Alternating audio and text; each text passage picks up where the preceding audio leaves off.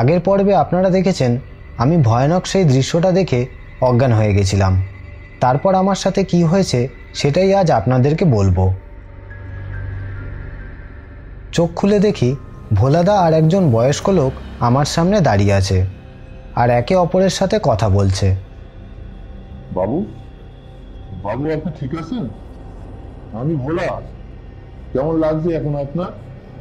আরে ভোলাদা, তুমি এখানে? সকালবেলা ভ্যান নিয়ে যাচ্ছিলাম, তাই ভাবলাম আপনার খবর নিয়ে যাই। বাড়ির সামনে এসে দেখি আপনি চৌকাঠে অজ্ঞান হয়ে পড়ে আছেন, তাই তাড়াতাড়ি আপনার কাছে এলাম।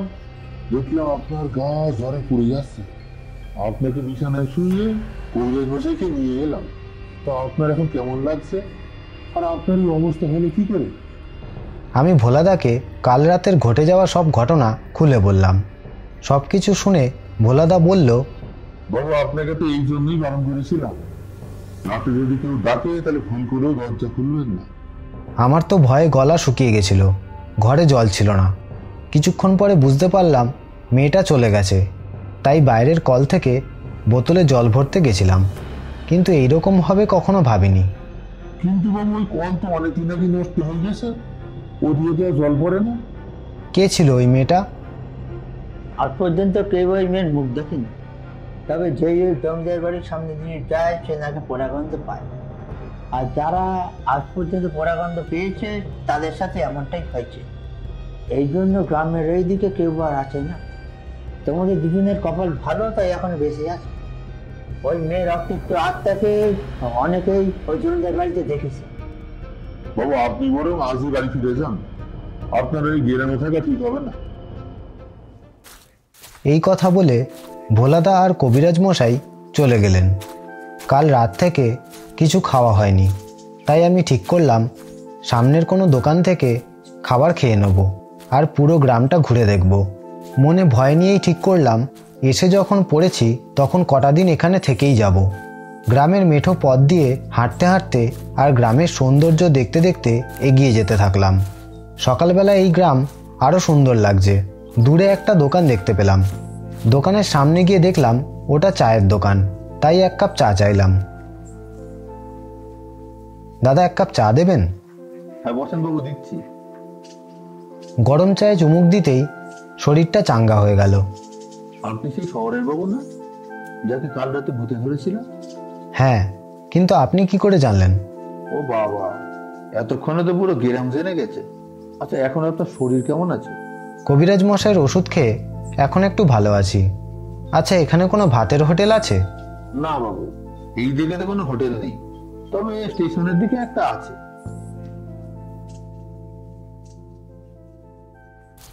চা খেয়ে আমি স্টেশনের দিকে এগোতে থাকলাম, কিন্তু স্টেশনে যাওয়ার পথেই ওই জমিদার বাড়ি।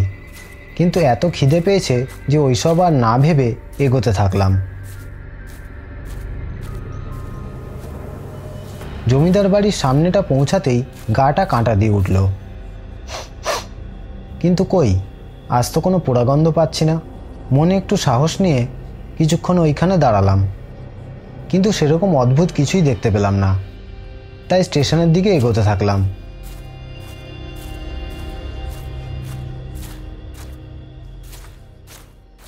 স্টেশনের একটা দোকান থেকে খাবার খেয়ে বাড়ির দিকে এগোতে থাকলাম। সাথে রাতে খাওয়ার জন্য কিছুটা খাবার নিয়ে নিলাম। এমনিতেই মেঘলা ওয়েদার, তার উপরে গ্রামের দিকে তাড়াতাড়ি সন্ধে নামে। যাওয়ার পথে আবার সেই জমিদার বাড়ির পাশ দিয়ে যেতে হবে, তাই রাত নেমে আসার আগেই তাড়াতাড়ি পা চালালাম।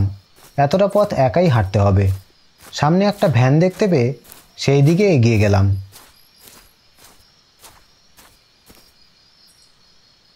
দাদা, যাবেন? ওই দিকে যাব। ওই দিকে? না বাবু, যাবো না। আপনি কি শহরের বাবু না, জানি কালকে রাতে ভূতে ধরেছিল? হ্যাঁ, আমি সেই শহরে বাবু। ওরে বাবা রে, রাম রাম রাম। আমি কিছু বলার আগেই লোকটা মুখে রাম নাম জপ করতে করতে ভ্যান নিয়ে পালিয়ে গেল। মনে হয় কাল রাতের ঘটনাটা জানার পর গ্রামের সবাই খুব ভয়ে আছে, কিন্তু কি আর করার, এতটা পথ এখন আমাকে একাই হেঁটে হেঁটে যেতে হবে।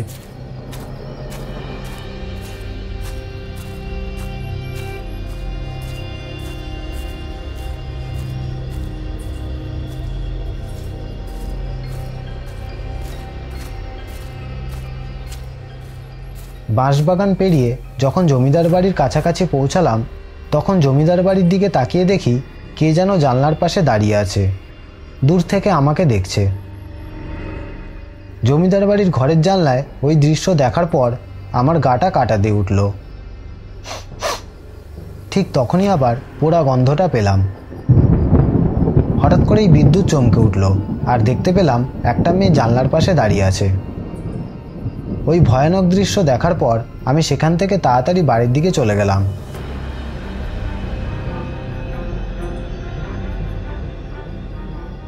কোনো মতে বাড়িতে পৌঁছে মোমবাতি জ্বালিয়ে বিছানায় বসে রইলাম। ওই ভয়ানক দৃশ্য দেখার পর তাড়াতাড়ি আসতে গিয়ে রাস্তাতেই খাবারটা হাত থেকে পড়ে গেছে। কি আর করব, আজ রাতটাও না খেয়ে থাকতে হবে।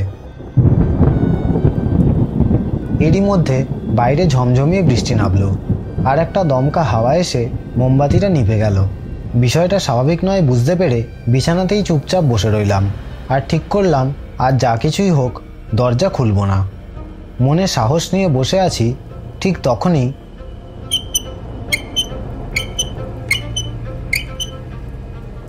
কি এই বৃষ্টির মধ্যে কে বাইরে জল নিতে এসছে?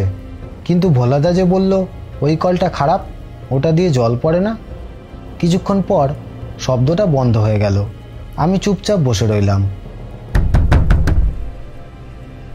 হঠাৎ করেই কে যেন দরজা নক করলো আর বলল, ভয় নেই, আমি আপনার কোনো ক্ষতি করব না।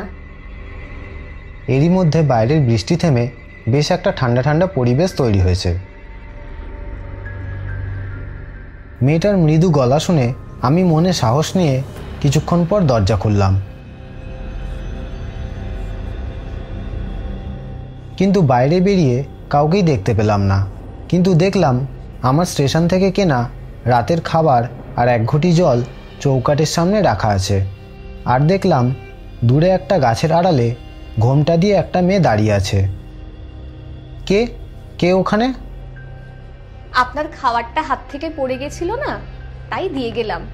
রাতে না খেয়ে থাকা ভালো নয়, আপনি খেয়ে নিন, আমি সত্যিই আপনার কোনো ক্ষতি করব না। মনে একটু সাহস নিয়ে আমি খাবারটা খেলাম আর দেখলাম মেয়েটা এখনও সেখানে দাঁড়িয়ে আছে। তাই খাওয়া শেষ করে মনে সাহস নিয়ে মেয়েটার দিকে এগিয়ে গেলাম। কে আপনি? সামনে আসুন। না না না, আমি সামনে যাব না, আপনি আমায় দেখে ভয় পেয়ে যাবেন। না না, আমি ভয় পাবো না। ভয়ানক সেই মুখ দেখে আমার গা শিউরে উঠল। সাহস করে জিজ্ঞেস করলাম, আপনার এই অবস্থা কি করে হলো? আপনি খুব সাহসী। আজ পর্যন্ত যেই আমায় দেখেছে আর বাঁচেনি। আপনার কোনো ক্ষতি আমি করতে চাইনি। আমি তো মুক্তি পেতে চাই। তাই জন্যই তো এতদিন ধরে সাহসী কাউকে আমি খুঁজছিলাম। ভয় না পেয়ে আপনি এখানেই আছেন দেখে আপনার কাছে সাহায্য চাইতে এসেছি। আমি চেষ্টা করব যাতে আপনার আত্মা মুক্তি পায়, কিন্তু আপনার এই অবস্থা কি করে হলো? কোনো উত্তর না দিয়ে মেয়েটা জমিদার বাড়ির দিকে হাঁটতে থাকলো। আমি সাহস করে মেয়েটার পিছু পিছু যেতে থাকলাম। মেয়েটা জমিদার বাড়ির সামনে গিয়ে বলল, এমনই এক রাতে আমি এই রাস্তা দিয়ে বাড়ি ফিরছিলাম। অনেকক্ষণ ধরেই আমার পিছন পিছন কারা যেন আসছিল। আমি সাহস করে পিছন ঘুরতেই আমার ওপর ছুঁড়ে দিল। তারপর সেই লোকটা আমার এই দেহ এই জমিদার বাড়ির উঠোনের এক কোণে পুঁতে দিল। মুখটা ঢাকা থাকায় আমি তাকে চিনতে পারিনি। হয়তো আমার শরীরের উপরই তার নজর ছিল অনেক দিনের। সুন্দরী হওয়ার এত বড় দাম দিতে হবে আমি কোনোদিন ভাবতে পারিনি। আপনি যদি সাহায্য করেন তাহলে আমার আত্মা মুক্তি পাবে। আমি কিভাবে আপনার সাহায্য করতে পারি বলুন? ওইখানে আমার দেহ আছে, ওটাই আগুন দিয়ে সৎকার করে নদীর জলে ভাসিয়ে দিলেই আমার মুক্তি। তাই আমি মেয়েটার কথা মতো ওই জায়গার মাটি খুঁড়তে থাকলাম। কিছুটা খোঁড়ার পর দেখতে পেলাম মেয়েটার কঙ্কাল। মেয়েটা বলল, জমিদার বাড়ির রান্নাঘরে কিছুটা কাঠ আর আগুন আছে, সেখান থেকে কাঠ আর আগুন নিয়ে এসে তার দেহ সৎকার করলাম। ভোরের আলো ফুটতে শুরু করেছে, তাই তাড়াতাড়ি মেয়েটার অস্থি নিয়ে নদীর জলে ভাসিয়ে দিলাম। দেখতে পেলাম মেয়েটার আত্মা ধীরে ধীরে বাতাসে মিলিয়ে গেল। মেয়েটার অতৃপ্ত আত্মাকে মুক্তি দিতে পেরে খুব ভালো লাগলো। এরই মধ্যে ভোরের আলো ফুটে উঠেছে, চারিদিকটা অপরূপ সুন্দর লাগছে। আর আমি গ্রামের মেঠো পথ ধরে বাড়ি ফিরে গেলাম। এই গল্পটা আপনাদের কেমন লাগলো সেটা কমেন্ট করে জানাবেন, আর ভালো লাগলে শেয়ার করবেন। দেখা হবে পরের একটি রোমাঞ্চকর গল্পতে।